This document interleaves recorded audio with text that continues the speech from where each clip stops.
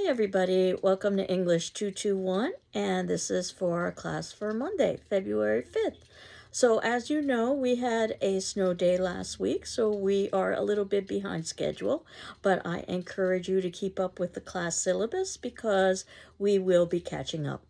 And what I had you do last class was to watch some videos about Shakespearean biography that I wanted to talk about and prepare us for our first set of Shakespeare's readings, which happened to be Shakespeare's sonnets, his poems.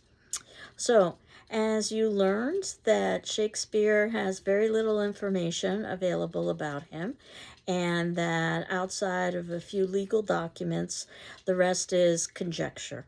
And we think we know things like birth date and date of death and baptism because of the legal records that exist. But outside of that, the only pieces that we've been able to gather is that he did not have formal higher education and that there are indeed different spellings of his name. And couple that with a little documentation. If you are fond of conspiracy theories, you can come up with conspiracy theories. And they're usually considered just that, conspiracy theories, until there is more information to justify an argument that Shakespeare was not Shakespeare. Basically, most serious scholars, and myself included, believe that Shakespeare was indeed Shakespeare, that you don't need to have higher education necessarily to be a genius. That seems to be such a classist argument. And the idea that there were different spellings of his name would not be unusual during the time of the Renaissance, where there wasn't standardized spelling. And yes, it's true that we don't have as much documentation as other individuals of his time, but the documentation that we do have seems to show that Shakespeare was indeed Shakespeare. And in the end, you could say, what does it matter? Because we've got the texts themselves. But those texts have problems within them. And part of it has to do with the way theater was thought of during the time. So I want to talk a little bit about theater. That theaters were not just for entertainment, but they were also for intellectual stimulation. They served an educational purpose. And they were much like the television of the day. And they appealed to all levels of audience. And that meant that the plays needed to be written on multiple levels so that an individual could experience the play, and regardless of their age or their level of education or their socioeconomic status, they could enjoy the play. So, that said, what you will see is a good amount of complexity in Shakespeare's plays. Lots of punning that'll go on and multiple layers. And all levels of audience, from rich to poor, would be there. The poor, known as groundlings because they wouldn't have seats themselves, they would actually stand on the ground. And while that might be uncomfortable in an open air theater, standing right in front of a large stage that's jutting out, they did have the best seat in the house in the sense that they had the best view. These individuals were also called stinkards for some obvious reasons, and that hygiene was not necessarily as sophisticated as it is today. So, theater began with, when we think about theater, medieval theater, traveling wagons that would reenact biblical stories from a dramatic fashion. And ultimately, that would be difficult in terms of not just the actors, but in terms of the business aspect of being able to do things such as collect fees. So eventually, those traveling wagons morphed into stationary theaters, and now the audience would travel to the theater rather than the theater traveling to the audience. They were open air theaters. They were known, Shakespeare's most famous theater at the time, was the most famous theater at the time, the Globe Theater. It was known as the Wooden O because of its open air element. It was circular, it had a thatched roof, and in fact, little piece of trivia, the original Globe Theater burned down, in part because of some special effects where a cannon was shot off and it caught the thatched roof on fire, and they needed to rebuild the Globe. Luckily, no one was hurt, and they rebuilt it with a tile roof.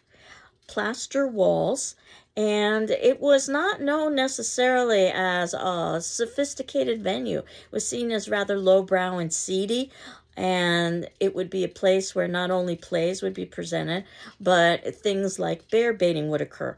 So think of something more akin to, let's say, a large stadium in contemporary times, sports stadium. And I think that's what you would find with these kinds of theaters. And the first theater that was destroyed by fire was again rebuilt with the second one with tile. Then Shakespeare passed away, and the Puritans, whom you may have heard of before because they are responsible for settling New England, and England that is new. Very strict religious sect, and they argued that theaters were sinful. And again, theaters were seen as kind of lowbrow at the time. They tore down the Globe Theater.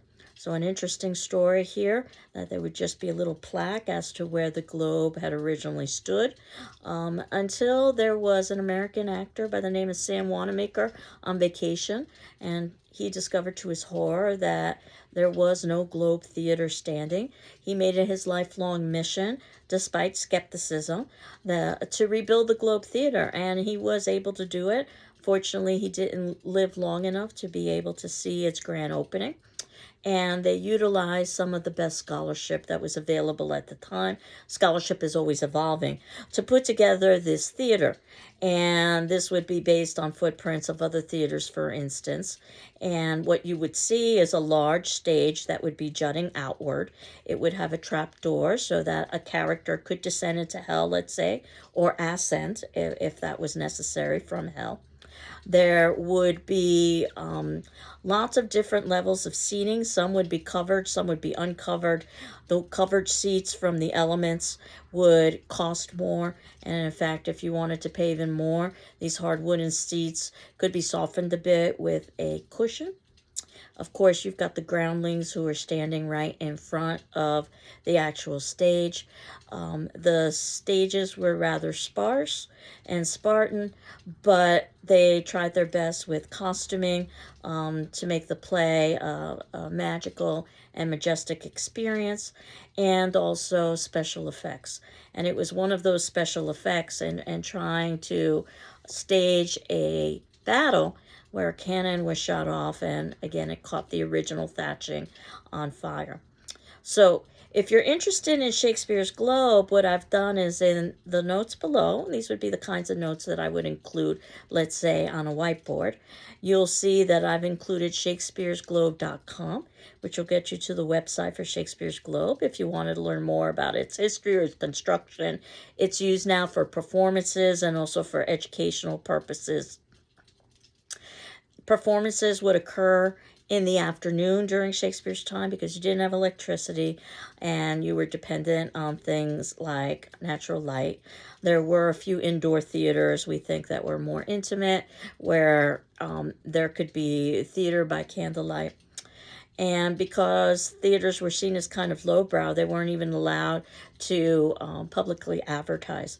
Hence, the theater flag that would be flown by the theater, the color of the flag would denote the genre or type of play that would be showing. Black for tragedy, for instance.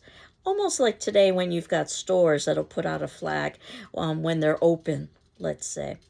And if you wanted to get a vision of what the Globe Theater looks like, you'll see that at the bottom of the second section of theaters, I'm included a link from Shakespeare's Globe where you could take a virtual tour. Again, some recent scholarship has suggested that perhaps there are places that it could be more accurate. The stage, for instance, at least according to the actors, seems to be just a little bit too large and uncomfortable. But for the most part, you'll get a sense as to what theaters were like. And the good news is that the Queen at the time, Queen Elizabeth, very much enjoyed going to the theater. Individuals, certainly her subjects, were not going to be questioning her and her tastes, which is why the theaters flourished, or one of the reasons why theaters flourished. And without her patronage, without her political support, and sometimes even financial support, I don't know if any of these plays would still exist. And as I had indicated, we don't know a whole lot about Shakespeare, but at least we have the plays. But even the plays themselves have some problems. At the time, plays were not copyrighted in the way that we would think of copyright. Again, play acting and playwriting was seen as rather lowbrow. So if you were to get a copy of the play, you would get an unauthorized version. And they were much like cheap paperback versions. They were known as cuarto. If you know Spanish, and cuatro, which means four, just means you take a sheet of paper, you fold it once, like so, but then you fold it again, like so that you've got 4 leaves or 4 sheets. And basically that's a quarto. It looks like a paperback book. And the way that you would get a hold of one of these unauthorized versions is that either you would hire an actor, probably a bit actor, to reconstruct the play. You can imagine how many errors would exist in that reconstruction. Or what you would do is you would hire someone to sit in the audience and transcribe. Once again, you can imagine how many errors existed. What is unusual about Shakespeare, and what perhaps proves that Shakespeare was indeed Shakespeare, is that 7 years after Shakespeare's death, his contemporaries got together to try to preserve his place. Nothing like this had ever been done before. So this goes to show the amount of respect that Shakespeare had, and the understanding, even in his own time period, of his genius and his facility with language. So his peers got together and they put together what's known as the folio. It's another printing term where you take one large piece of paper, and instead of folding it twice, you fold it just once, so it's one large book. And what they did is they put together all of the quartos that existed or that they could find, and using their memories as well, because they would have attended the plays, they tried to reconstruct to the best of their ability what Shakespeare's play would have been like. Again, Shakespeare was no longer alive at this point, so they couldn't consult with him. And what editors do now in contemporary times is they take all of the versions that might exist of a particular play, all of the multiple quartos that might still exist, as well as the folio version, and they compare and contrast and try to put together the definitive version. And there are some plays known as problem plays because they are just that, problems. That there's so much textual corruption that there's a lot of uncertainty as to what Shakespeare wrote. And usually those are not studied at the undergraduate level. Usually the plays that we study at the undergraduate level, there's little or no dispute. But occasionally when you're reading a Shakespearean play, you might see square brackets in the dialogue. And if you're familiar with square brackets, you know that that is a way that we show when we are quoting, when we are inserting our own language into a quote. So this is the editor inserting his own language into the dialogue based on all of the quartos and folios and the context as to what word would likely appear there. In other words, there's a textual corruption. And in fact, if you're reading Shakespeare's plays, sometimes you'll read a word and you will see that the footnote is a question mark. And that means that this is the editor's best guess as to what the word means. Language had not been standardized at the time. There had not been standardization with spelling or with punctuation in the way we think of it today. Certainly not with definitions. Words were oftentimes created and sometimes never used again. So you can see that the plays themselves have problems. So as many questions perhaps as arise with Shakespeare's biography, perhaps there are an equal number of questions in terms of Shakespeare's writing. And I tell you this only because I know the pressure in reading Shakespeare, and by the way, Shakespeare was never meant to be read, he was meant to be performed. The pressure is to try to understand everything. Keep in mind that even the scholars and the editors don't necessarily understand everything. So try to get a holistic view of it. I liken it to reading a foreign language that you're not necessarily going to translate word for word. So Shakespeare wrote in genres that's usually considered rather lowbrow because genres are predictable and they usually lack creativity. But even though genres are predictable, we can't say that Shakespeare lacked creativity. He was able to embed creativity into the genres, again, illustrating how unusual he was. Some of the genres comedies. And this is how we're going to begin when we're reading the plays. We're going to establish what a comedy is, and that, yes, comedies had humor, but they had a lot more than that. They were mostly focused on love. So if you think about the rom-coms of today's world, then that gives you a sense of what the comedies are really about. Love and its mishaps, but eventual resolution with a happily ever after. Though there would be some humor there, and lots of music and dance. Very celebratory. So that the comedies were oftentimes performed immediately before or after a wedding. And then the history plays. And the history plays are notoriously complex. They are based on British history. So if you're reading a historical play that is not based on the history of England, it is not a history play. There was a history book at the time that was known as the Chronicles of Hollingshed, and it was considered to be the definitive text. And this was about Britain's past. So this was a wonderful opportunity to write plays so that viewers could celebrate their patriotic past. However, Shakespeare took dramatic liberties with the history. So yes, knowing the history can be useful, but don't expect an exact reproduction. Things would be dramatized for the purposes of storytelling.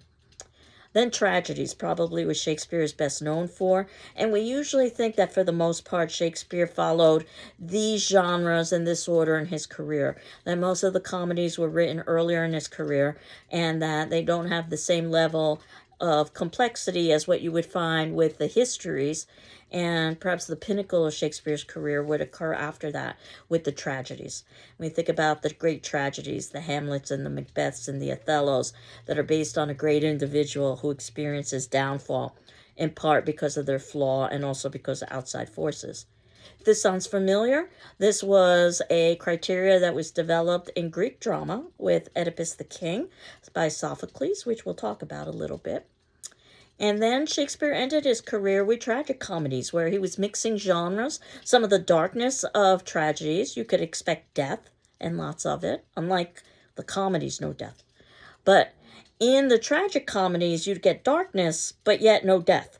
So you can get close to death, but not quite. And we think that actually Shakespeare's last tragic comedy was a play called The Tempest, where we read this play. I had assigned it as an extra credit play for us. You'll see that the main character seems to have lots of similarities with Shakespeare himself.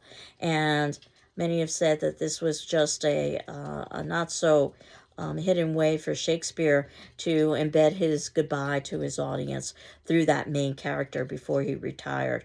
And then Shakespeare died shortly thereafter, and we're not even necessarily sure how he died. Again, there's so many questions about his life history. Now, the theaters would sometimes be closed because of plague, and the spread of disease could close theaters sometimes for weeks or months at a time. And that meant that theaters could not be showing plays. The fear was that plague was airborne. They didn't realize that plague was spread through fleas, mostly through rats. But nevertheless, when the theaters were closed, then we think that's when Shakespeare mostly devoted himself to his sonnets. These are poems. They are very stylized with very strict rules in terms of things like length and rhyme scheme or rhyme pattern, and even meter or the number of syllables or beats within it. So we'll begin by reading some of Shakespeare's sonnets. He wrote over 100 of them, and we'll talk a little bit about how the sonnets in some ways anticipate some of the themes that we will see in Shakespeare's plays as well. And again, even though the sonnets were highly structured and stylized, they still had a lot of creativity within them. So some of the things that you can expect when you're reading something like a Shakespearean play is that it will be divided into 5 acts, a kind of pyramid structure. So on the left end of the pyramid, at the bottom would be Act 1. This is where you get introduction of characters. Act 2, when you're moving up the pyramid on the left-hand side, this would be rising action. Act 3, this would be the point, the top of the pyramid. This would be the height of conflict. And then we've got the descent of the pyramid in Act 4 on the right-hand side of the pyramid. That's the beginning of resolution, and Act 5, resolution. And generally speaking, his plays would follow this particular pattern. The sonnets would follow a pattern of 14 lines, not 13, not 15, 14. And they would have a particular rhyme scheme or rhyme pattern, which would be determined by the first letter of the alphabet, and then we would move our way through subsequent letters of the alphabet by looking at the last word of the first line. And then you look at the last word of the second line and the last word of the third line and so forth and so on. And the first rhyme is identified with the letter A. And anything that rhymes with that A rhyme is identified as an A. New rhyme is identified by the next letter in the alphabet, B. And then anything that rhymes with that would be identified as a B, and so forth and so on. And the rhyme scheme or the rhyme pattern of a Shakespearean sonnet would be A, B, A, B, C, D, C, D, E, F, E, F, G, G. And in fact, we can even test this when we start talking about the sonnets. So you would also have a 10-syllable line. So it's known as iambic pentameter with a stressed and unstressed 10 syllables. And it sounds like a heartbeat. Ba-bum, ba-bum, ba-bum, ba-bum. Some have said it's one of the reasons why Shakespeare is so popular is the musicality of his verse, his poetry, mimics perhaps the first sound we've all heard in the womb, our mother's heartbeat. And the themes had to be serious and lofty. They couldn't be about the mundane or the everyday. So they had to be things about love and death and fate and things of that nature. I wanted to talk a little bit also about Renaissance politics at the time. I had mentioned something about how luckily Queen Elizabeth was a fan of the plays. So that meant that, again, the plays weren't going to be questioned, even though they were considered to be somewhat lowbrow at the time. Queen Elizabeth was a patron of the arts, and she's known for the bringing forth of the Renaissance, which means rebirth or renewal, which is what was happening in terms of the arts during this time period. And Queen Elizabeth had not married. We'll talk a little bit more about that when we talk about the history plays, which meant that she remained in power. She was able to keep her power because she never married. But by not marrying, she didn't have any direct heirs. She had no children. So as she aged, there was a lot of anxiety about who would take over the throne because there wasn't a direct heir. And it was very dangerous in this time period to talk about politics. Less so to talk about things like sex or violence, but very much so about politics. Now, Shakespeare did talk about politics, but he did it in a way that would not get him into trouble. It was not explicit. It was implicit. It was implied. It was suggested. So we have to read between the lines, in effect, to see his political commentary. But trust me, he made quite a bit. Now, there was this idea at the time of the Renaissance of the chain of being, that everything in the world, and in fact the universe, was ranked. And at the very top of the chain of being would be God, the ultimate creator. And then the angels in heaven would have various rankings. And then ultimately humans, because humans have a greater ability to reason than animals. So animals would be below humans.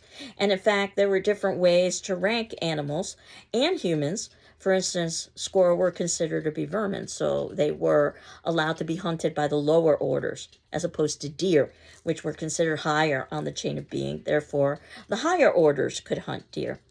And in terms of humans and ranking, it's probably not too surprising the way the ranking was conceived at the time, that man would go above woman, that rich would go above poor, that adult would go above child, that royalty or nobility would go above, let's say, laborer. You get the idea. And the fact that one is born into one's position and maintains that position throughout life. There were some rebels out there that were beginning to question the chain of being. Would it be possible to move up the chain of being through, let's say, education? Would it be possible to move down the chain of being, let's say, through poor choices? And again, Shakespeare examines this and even illustrates this, but he doesn't do it in an obvious way so that he couldn't get himself into political trouble. Something as simple as the kinds of language that the characters spoke could in fact be directly related to the chain of being and the politics of the time. The assumption was that higher level characters would speak verse or poetry, and the lower level characters would speak prose or complete sentences.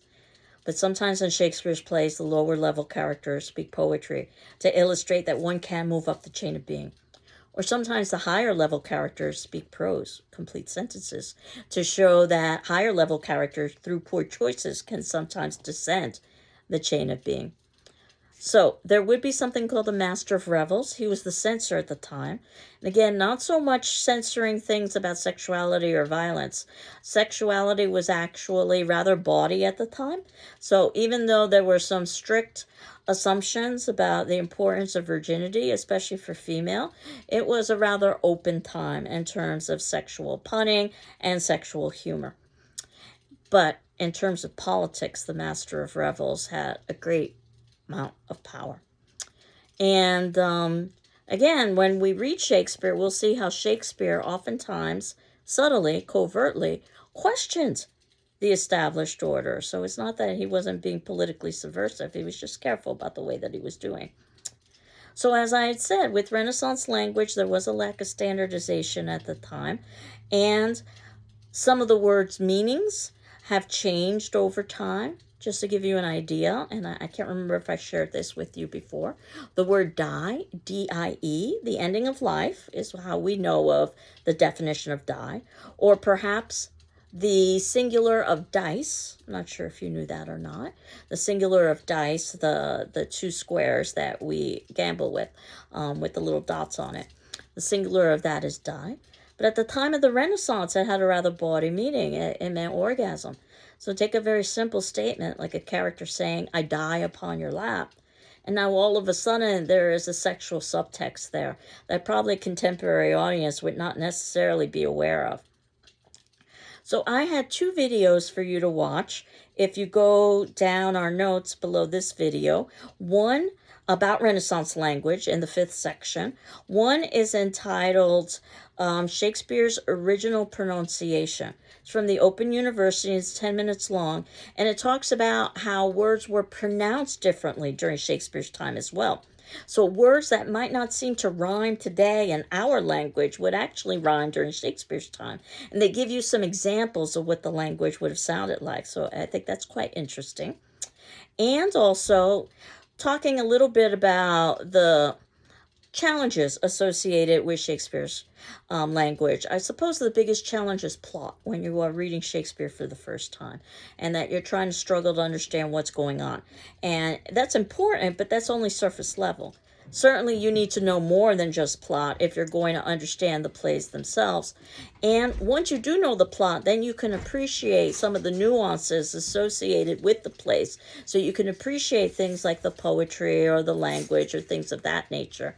Well, I have a little video for you to watch. It's 8 minutes long. It's a humorous video that illustrates that idea with a plot for a story you might be well aware of, and how that story could be retold in Renaissance English. And of course, you can appreciate it because you probably already know the plot of the story. So I don't want to give away too much, but I do ask you to watch these two videos. One is 10 minutes long, one is 8 minutes long. And I just wanted to finish up with my video today with talking about the sonnet structure. There were 154 sonnets. And again, we're reading only a handful, but these will help prepare us for some of the dramas and plays that will be coming up as the semester progresses. We have a 14-line poem, as I had indicated. None of the sonnets were titled, so we refer to the sonnets either by the first line. It's very similar to Emily Dickinson, by the way, if you know Emily Dickinson's work, or by its number. So scholars have tried to organize these sonnets in a particular order. Again, you can expect a particular rhyme scheme, A, B, A, B, C, D, C, D, E, F, E, F, G, G. You can expect a 10-syllable line. So take the very famous, shall I compare thee to a summer's day? You would get something like, shall I compare thee to a summer's day? 10 syllables. That's no mistake. And you'll see that in all of the lines. The last two lines should rhyme together. The GG rhyme. That's known as a couplet when two lines rhyme together. It serves as a kind of summary paragraph, if you will, a conclusion where it ties up everything. Expect serious and lofty themes. There are two major groups of sonnets. They're divided into the earlier group and the later group, and I have basically given you 3 from the earlier group and 3 from the later group. And and scholars think that the early set of sonnets were mostly written to one individual, probably Shakespeare's patron, a young man, and the later sonnets were probably written to another individual, a dark lady, because she had dark features. Not necessarily dark skin, but she had dark hair and dark eyes. And this is a theme that we will also see in Shakespearean plays as well, especially when we begin with A Midsummer Night's Dream, our first comedy, and one of the characters, Hermia, is a brunette with dark hair and dark eyes. So some suggestions for reading and appreciating these sonnets. Read them out loud, or listen to a reading, or a combination of the two. Paraphrase the sonnet. Put the sonnet in your own contemporary English. Then reread it and then try to analyze for major themes. And look at things like imagery and symbolism and metaphor and rhyme and alliteration. So when you've got imagery, it's representational. So it isn't necessarily just the literal, but what does it suggest? And that's the case with both imagery and symbolism and metaphor. Metaphor is comparing two dissimilar things without using like or as. Looking at not just rhyme, but alliteration. Rhyme is when the endings of the words sound the same. Alliteration is when the beginnings of the words sound the same. So it gives the writing a very musical quality. And the sonnets that I had assigned for us to read are sonnets 15, 18, 20, 127, 130, and 151. And as I had indicated, I'm not ordering specific text for this class, though I am fond of the Riverside Shakespeare. And if you're having difficulty getting a text, you can certainly contact me. But there is a copy of the text on reserve in the GCC library. And do note that you can access these on online resources. I talked about the Folger Shakespeare, which is considered to be the resource in the United States for Shakespearean studies, and that on the Folger site you can find all of Shakespeare's works for free, albeit without footnotes, and footnotes can be very handy. You can buy versions of the Folger with the footnotes, but what I've done below in the notes below under the 8th section is I've identified the 6 sonnets that we will be talking about next class, and I've indicated the links for those sonnets on the Folger. But of course, you can use another site or you can use your own book. In the Riverside Shakespeare, all of the sonnets are included at the back of the book. And I encourage you to read ahead. So while we are talking about the sonnets next class, I do encourage you to read A Midsummer Night's Dream sooner rather than later. And we have multiple classes devoted to Midsummer Night's Dream.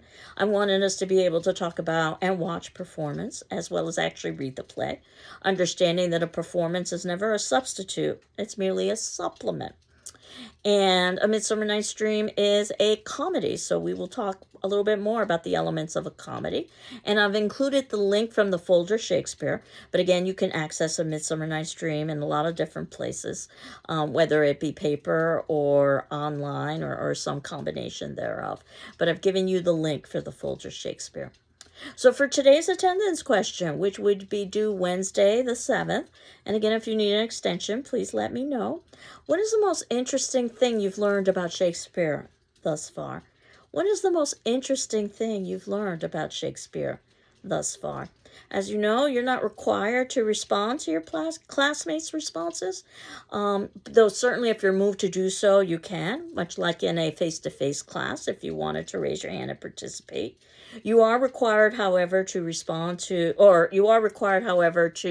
read your classmates' responses and my responses in turn, because I will be responding as well. And by doing so, you would get a good sense of the class discussion that we would have had if we were meeting in a face-to-face class. So next class, we will talk about the 6 sonnets and then move into A Midsummer Night's Dream. So I hope you're doing well. I'm doing well. And I hope you enjoy the 2 videos. The first about original pronunciation.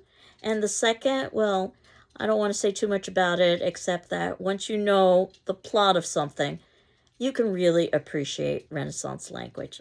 Take care. Bye-bye.